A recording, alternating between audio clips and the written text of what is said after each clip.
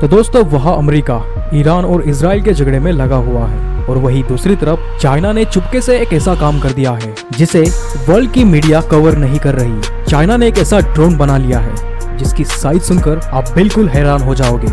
इस ड्रोन की size mosquito जितनी बताई जा रही है, वही मॉस्किटोस जो आपके कान के आजू बाजू गुनगुनाते रहते हैं। इतने छोटे साइज का रोबोट चाइना ने बना लिया है। मैं तो यही सोच रहा हूँ कि उन्होंने माइक्रो कंट्रोलर कहाँ फिट किया होगा। और बैटरी की बात तो छोड़ ही दो, ये लोग इसे चार्ज कैसे करेंगे। ये कारनामा चाइना के यूनिवर्सिटी ऑफ डिफेंस टेक्नोलॉजी ने कर दिखाया है।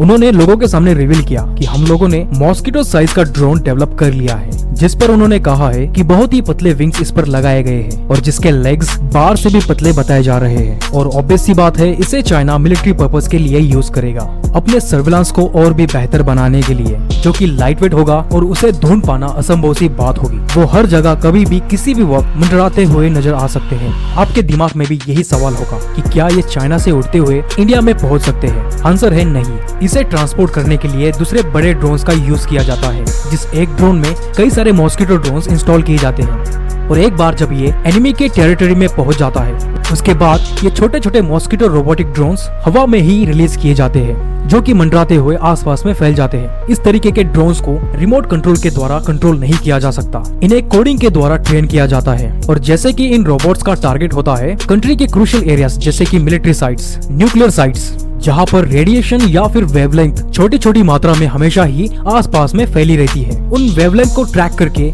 ये रोबोट्स ऑटोमेटिकली उस साइट पर पहुंच जाते हैं। हालांकि जब उन्होंने इस ड्रोन को सबके सामने रखा तब कैमरास को लेकर उन्होंने कुछ नहीं कहा। और जैसे कि आप सभी को पता है, कैमरा रिकॉर्डिंग के लिए हाई पावर डिवाइसेस लगते हैं, जहाँ पर ज्यादा मात्रा में बैटरीज और स्टोरेज की रिक्वायरमेंट होती है। तो इतना स्मॉल साइज होने के कारण ये चीजें थोड़ी चैलेंजिंग लग सकती है। हाँ, सेंसर्स का यूज इसमें किया जा सकता है।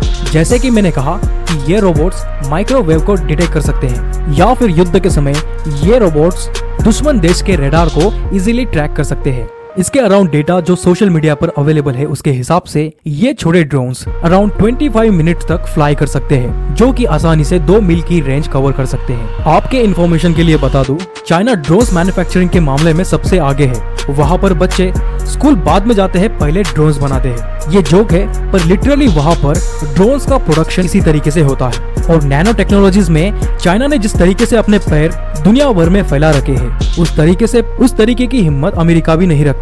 चाइना इन ड्रोन्स का इस्तेमाल सिर्फ एनिमी कंट्री के लिए ही नहीं करता, वो अपने फ्रेंडली कंट्रीज के साथ भी स्पाइंग करता है, क्योंकि रशिया भी कई बार चाइना पर स्पाइंग के एलिगेशन लगा चुका है।